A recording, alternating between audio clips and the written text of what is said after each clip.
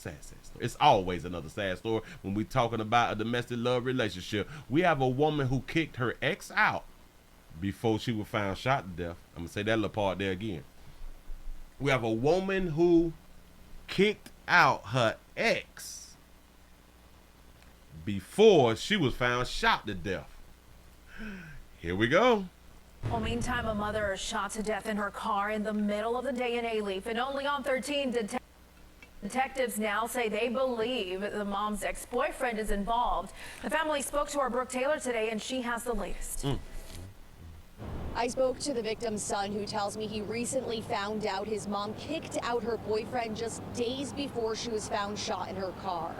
Daniel Gonzalez says the last time he saw his mother alive was Saturday. I walked her to her car from my apartment. Look at that beautiful. Oh, no, we got to slide that back. That's old The girl. last time he saw his mother alive was She was about that life. Yeah. Saturday. I walked her to her car from my apartment, give her another hug and kiss, and we talked about what we were going to do the next day, Sunday, and we were going to meet up at her apartment. She got in her car, and that was basically the last time I saw her and touched her. But on Sunday, Houston police say Rosenda Garcia was found shot to death inside her car. A man walked up to her, firing several shots, and fled in a white Jeep Renegade. My mom, a very kind and innocent person that she has always been her entire life. Police confirm with ABC 13 they believe the ex-boyfriend is involved. Because he hasn't been charged, we aren't naming him.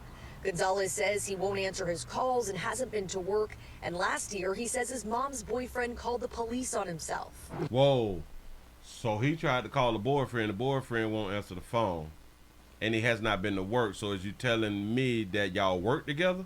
He won't answer his calls and hasn't been to work. And last year, he says his mom's boyfriend called the police on himself. He was having one of his emotional episodes, and he, I guess, didn't know how to react. He pulled out a gun, didn't necessarily threaten and point it at my mom in her apartment, but he was just holding the hand, his gun and looking at it and saying, I don't know what I'm going to do with this. I may do something crazy. And he was having like a little bad trip. So how it ended up, how it wrapped up basically is the officer said, I think what you need right now is mental help. Police tell me detectives are now looking to speak with the ex-boyfriend. But Gonzalez says that may be difficult. He and his family have been active on social media, and he says several people have reached out saying his mom's ex is in Mexico. I'm aware that there's a process they have to follow, authorities, but obviously I want resolution as fast as possible. As you know, her one and only son, I want him caught and charged, and I want him to pay for what he did. Brooke Taylor. he ain't got no tears though. ABC 13 Eyewitness News. He ain't got no tears though. Not for that beautiful baby. His mom's ex is in Mexico. I'm aware that there's a process they have to follow, authorities, but obviously I want resolution as fast as possible. As you know, her one and only son, I want him caught and charged, and I want him to pay for what he did. It'll be so good if he has insurance. This is why insurance is so important. Insurance is really, really important. I know. A lot of us, we don't like to come up. We do not like to come up because somebody died. But you know what's strange? Isn't that what generational wealth is? We get to enjoy what somebody else worked for when they die because it gets passed down. We have no problem with enjoying that money, right? We have no problem with enjoying those properties and businesses that is left down to us when it gets passed down, when our loved ones die. But oh no, we should not benefit from life insurance. We should never.